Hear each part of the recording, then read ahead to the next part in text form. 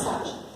Pilatos, tendo entrado de novo no palácio e feito vir Jesus à sua presença, perguntou: És o rei dos judeus? Respondeu-lhe Jesus: Meu reino não é deste mundo. Se o meu reino fosse deste mundo, a minha gente houvera combatido para impedir que eu caísse nas mãos dos judeus. Mas o meu reino ainda não é aqui. Aí a gente fica pensando, né? Como assim, gente? O que será que Jesus estava falando? De que reino? Se o reino dele não é aqui, então existe outro reino? Não é? Disse-lhe então Pilatos: És, pois, rei? Jesus lhe respondeu: Tu o dizes, sou rei. Não nasci e não vim a este mundo, senão para dar testemunho da verdade. Aquele que pertence à verdade, escuta a minha voz. São João capítulo 18, de 33, 36 e 37. Antes de nós comentarmos as respostas de Jesus, a gente vai fazer uma breve retrospectiva de tudo que ocorreu até então, até a vinda do Mestre. Não tudo, né? Mas vamos começar da primeira revelação em diante. Então, o cenário daquela época, quando Moisés veio ao mundo, era um cenário em que as relações humanas eram muito primitivas. Não havia respeito, não havia tolerância, não havia compreensão, não se valorizava as diferenças, as pessoas não tinham voz, eram consideradas inferiores, todos aqueles que não detinham o poder, não é? A força que dominava. Então Deus enviou Moisés. Deus enviou Moisés para trazer àquele povo que já estava, entre aspas, preparado para receber aquele ensinamento, a ideia de um Deus único. Sabemos que o povo hebreu foi escravizado várias vezes por outros povos, e ele foi incorporando práticas dos povos pagãos. Então, ele tinha a ideia dos Deus únicos, mas não nessa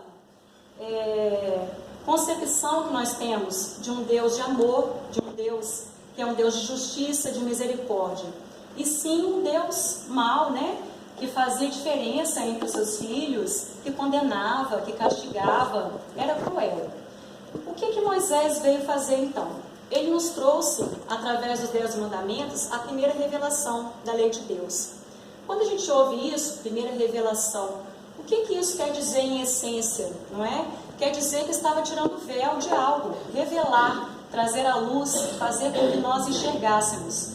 Só que nós, naquela época, não estávamos ainda no momento de enxergar a verdade daqueles ensinamentos. Então, ele trouxe os 10 mandamentos, que eram a pureza das leis de Deus, né? Mas junto com os 10 mandamentos, ele também trouxe as leis civis. E para que o povo respeitasse aquelas leis que ele trouxe dele mesmo, que ele criou para controlar o povo, ele atribuía a origem divina. Ele dizia que foi Deus. Ao dizer que foi Deus, e ao deixar claro que era um Deus cruel, punitivo, e que se não fosse respeitado ele castigaria, fazia com que o povo então tivesse temor. Então Moisés governou através do temor. Aí a gente fica pensando assim, então foi inválido o que Moisés fez? Não, não foi inválido. Naquela época fez-se necessário essa atitude dele, porque a nossa ignorância, a nossa dureza de coração ainda era muito grande. Nós não conseguiríamos compreender um Deus de amor. Nós não conseguiríamos compreender que nós mesmos é que deveríamos olhar para o nosso próximo com este amor, tratá-lo com mais carinho, com mais cuidado. Não estávamos maduros ainda, não é? Então os 10 mandamentos valeram sim por aquela época.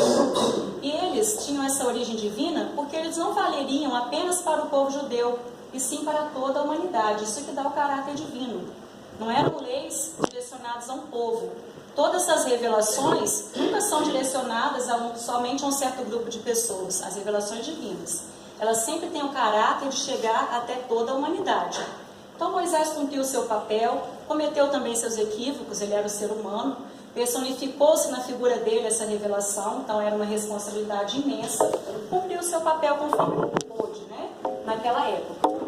Depois de quase 2000 anos, então veio Jesus. Jesus foi enviado por Deus para nos trazer novos ensinamentos. Por quê? Tanto tempo se passou e nós tivemos a oportunidade de amadurecer um pouquinho mais, mas foi muito pouco mesmo. Então, quando o Mestre trouxe os seus ensinamentos, Ele, mesmo sendo uma pessoa, né, veio encarnado aqui na Terra, os seus ensinamentos não tinham de nenhuma forma o caráter de passar a verdade dele. Não, ele veio passar a verdade de Deus, as verdades que nós precisávamos aprender. Então Jesus veio trazer para a gente, além da ideia desse Deus, que não era mais um Deus cruel que castigava, e sim um Pai amoroso, de justiça, de caridade infinitas, perfeito em tudo, e que olhava por todos os seus filhos, ele também veio trazer a ideia da eternidade, das sucessivas vidas e da vida futura, mas um conceito de princípio, o princípio dessas ideias. Porque se falasse claramente de vida futura, do porvir, das consolações, das penas e etc., nós não conseguiríamos compreender também. Éramos crianças ainda espirituais, não é?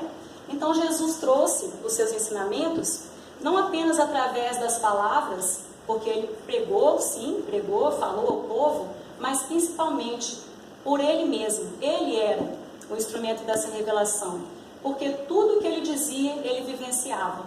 Então o mestre de todos os missionários que estiveram aqui na Terra foi o único que tudo que ele falou, ele viveu.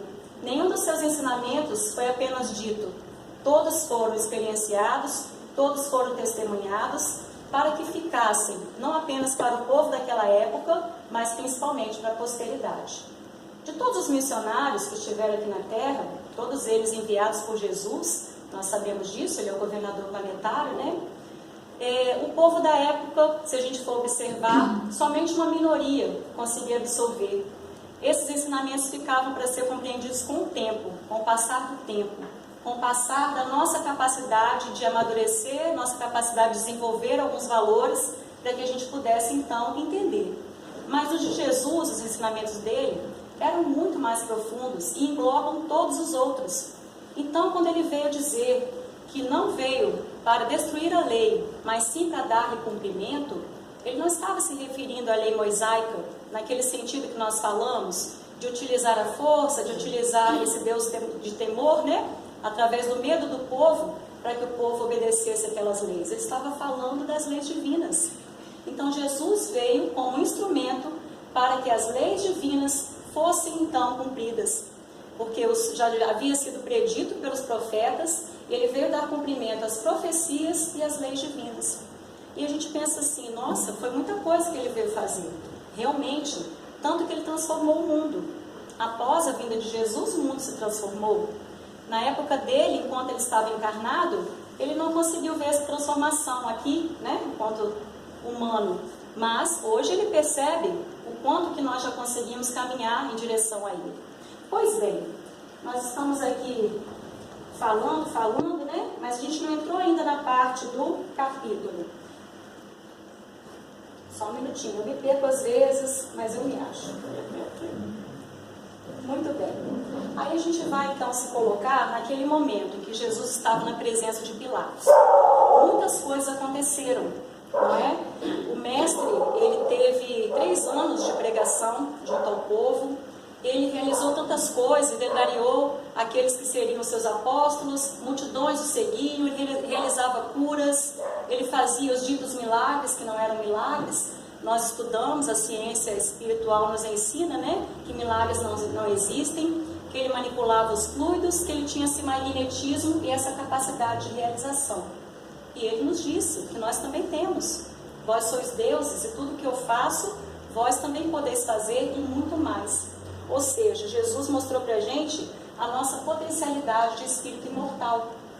Quando ele curava, ele não curava aquela pessoa que estava ali na frente dele apenas na sua enfermidade física.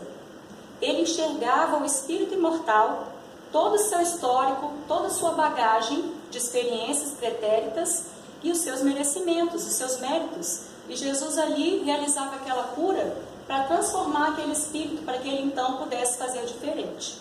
Muito bem, Jesus então foi levado a Pilatos. Chegando lá, Pilatos, naquela posição que ele tinha, né, de governador, ele precisou então se posicionar e perguntou a Jesus: és o rei dos judeus? Aí Jesus vem com essa resposta: meu reino não é deste mundo. Com certeza Pilatos não entendeu. Não sabemos qual foi a interpretação de Pilatos para essa resposta, mas Jesus deixa claro que se o reino dele fosse desse mundo, a gente dele, né, as pessoas que o amavam, que estavam ao lado dele, haveriam combatido para impedir que ele caísse nas mãos dos judeus, para que ele chegasse até aquela situação. Mas meu reino ainda não é aqui. Aí, como nós sabemos, toda palavra, toda vírgula, todo ponto tem um significado quando se trata dos ensinamentos do Mestre Jesus. Se ele afirmou que se o reino dele fosse aqui, a sua gente havia combatido para defendê-lo, ele mostra para a gente que nós que ainda estamos no reino material, agimos assim. Quando nós nos sentimos injustiçados, quando nós queremos proteger alguém que nós amamos, que está sendo vítima de algum tipo de julgamento ou de algum tipo de agressão, nós agimos por instinto. Instintivamente, nós reagimos, a gente toma uma atitude, mesmo que essa atitude agrida a outra pessoa. Nós não nos preocupamos com a consequência, a gente só quer solucionar o problema. Fazer com que a pessoa que a gente ama fique livre, ou então se livre daquela agressão, daquele momento que ele está sofrendo. Ou seja, se Jesus tivesse permitido, aqueles todos que o seguiam teriam ido lá e feito uma revolução lá no palácio, né? Isso poderia ter gerado tantas mortes, ter gerado tantas consequências negativas. O que Jesus fez então? Com a sua calma, com a sua serenidade, ele apenas responde: meu reino ainda não é aqui. Quando ele coloca essa palavra ainda, ele nos mostra o seguinte: abre um leque gigante aí. Se não é ainda, significa que pode ser. Não era naquela época, não é? Não era naquela época porque não era o momento ainda. Mas, com o passar dos séculos, com a evolução do ser humano, o reino de Jesus, o reino de Deus, pode vir a ser aqui, na Terra. Então, esse ainda nos dá essa esperança para o futuro. Mas naquela época, nem Pilatos, nem nós, nem os discípulos estávamos preparados para compreender este ainda, este porémzinho que Jesus colocou, né, para a realização do reino de Deus aqui na Terra. Pois bem, aí vem a continuação da conversa. Disse-lhe então Pilatos: és, pois, rei? Jesus lhe respondeu: tu o dizes, sou rei. Não nasci e não vim a este mundo, senão para dar testemunho da verdade. Aquele que pertence à verdade, escuta a minha voz. Aí a gente para pensar: Jesus é rei? Nós consideramos Jesus como rei? Não sei, não é? Se a gente for considerar a realeza como a realeza material, em que, por questões de família, né, aquela coroa vai passando de geração em geração, sem nenhum mérito próprio, sem nenhum dever para melhoria íntima, porque aquela pessoa já tem aquela coroa por direito estabelecido aqui na Terra. As famílias reais vão se perpetuando aí, através das gerações. E nem sempre são bons reis, nem sempre se importam com aquele povo. Ou seja, nesse sentido, certamente Jesus não é rei, não é? Mas se a gente for considerar a realeza como as realizações de algumas pessoas que fazem com que essa pessoa se destaque no campo moral e auxilie no progresso da humanidade, nós mesmos vamos ter aqui na nossa mente algumas lembranças de pessoas que são consideradas reis aqui na Terra. Reis porque a sua atitude modificou um coletivo, trouxe o bem para uma nação, para várias nações. Aí tem o rei dos filósofos, o rei dos escritores. Se fosse aqui no Brasil seria, né, o rei Pelé e tal. Estou brincando, mas é mais ou menos assim. A gente estabelece esses títulos para as pessoas que se destacam e auxiliam então a humanidade a progredir. Aí a gente então vai voltar para a pergunta: Jesus é rei? Nesse aspecto, podemos considerá-lo como o rei de todos os reis. A sua realeza não se dá no campo material. A sua realeza se dá totalmente no campo moral, pois sabemos que o Mestre Jesus é um espírito crístico, espírito esse que não tem nenhum privilégio por parte de Deus de ter sido escolhido para ser Jesus ou para já ter sido criado como Cristo. Não.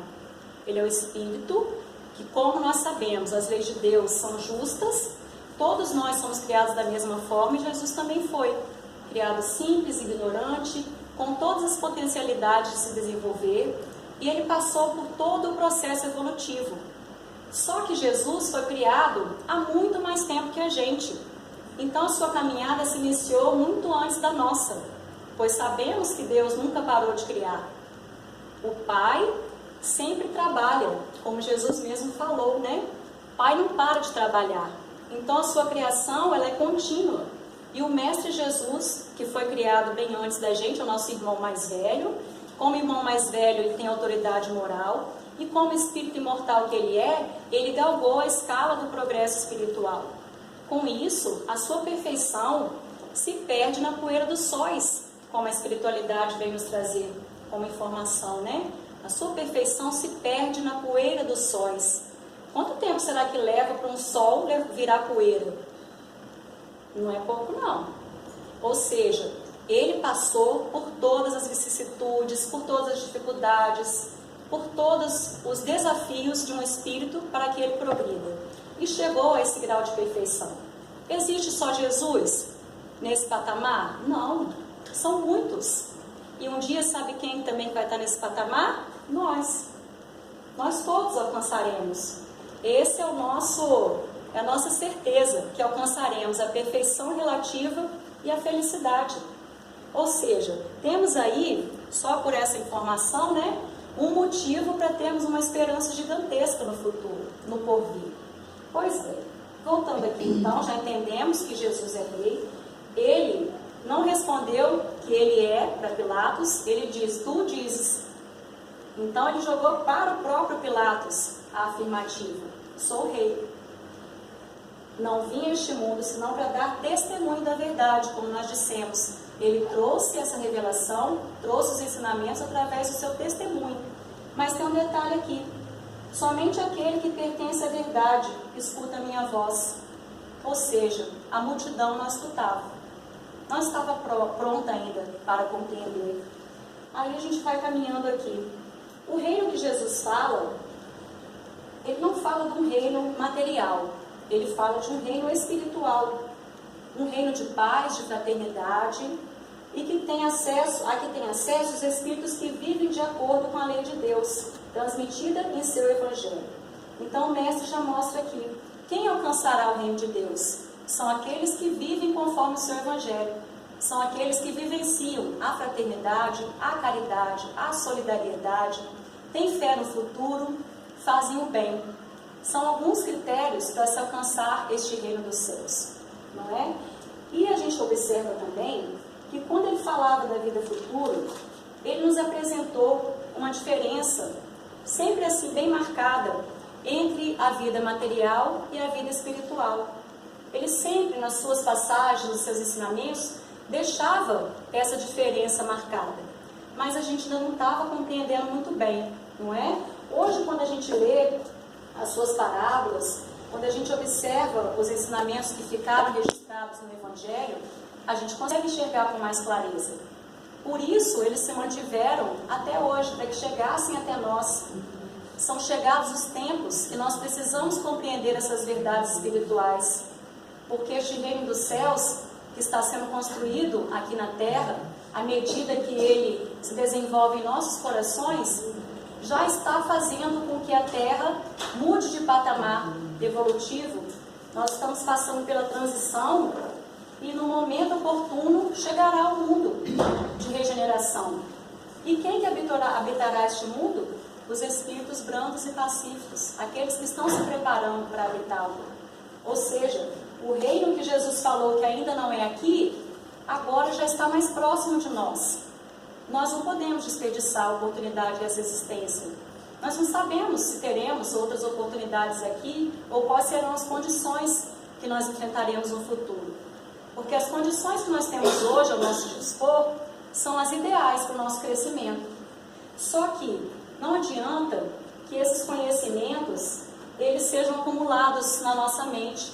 Às vezes a gente quer ler 1000 livros. Cheguei aqui na casa espírita, eu vi essa biblioteca tão linda.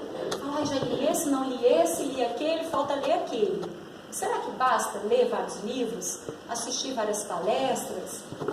Não basta, não é suficiente. É necessário que nós, ao nos esclarecermos, ao nos iluminarmos, possamos fazer uma ligação da nossa mente ao nosso coração. Trazer esses ensinamentos para o nosso íntimo, lá para o nosso coração. E do nosso coração, ele também não pode ficar ali paradinho, não. Nós somos seres que fomos criados para nos movimentarmos as forças que existem ao nosso dispor. Então, do coração, esses ensinamentos todos precisam passar para as nossas mãos, para as nossas ações. É necessário que a gente consiga conciliar o conhecimento, o sentimento e a ação. Aí a gente pode se perguntar, a ação, o que significa isso, né?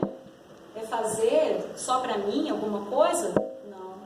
É agir como Jesus nos ensinou. É a gente olhar para o nosso próximo e enxergar ali um irmão.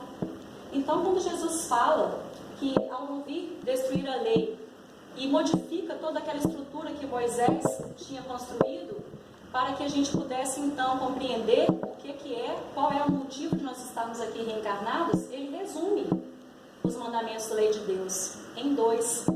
Amarás a Deus sobre todas as coisas e ao próximo como a si mesmo. É o que nós precisamos aprender a fazer. Agora, hoje, já não podemos deixar para amanhã. As oportunidades são dádivas de Deus, mas se a gente desperdiça, é sempre uma menos. Então, temos que nos preocupar com o tempo. O tempo urge. E a transformação já começou, a nossa transformação íntima. É preciso dar continuidade, numa velocidade, claro que a gente não pode quebrar etapas, né? Mas sempre procurando caminhar adiante, não estacionando. Quando a gente estaciona, a gente desperdiça o tempo. Muito bem. Aí, nós trouxemos para vocês a seguinte parábola. Quando a gente pensa no reino de Deus e lê o Evangelho, a gente observa que Jesus falou várias vezes sobre esse tema. Ele falou sobre vida futura em várias passagens. E ele utilizou o reino de Deus como símbolo, como comparação, em quase todos os seus ensinamentos. O reino de Deus é como o Senhor, né? O reino de Deus é como... Tudo ele comparava ao reino de Deus. Por que será que ele repetiu sucessivas vezes?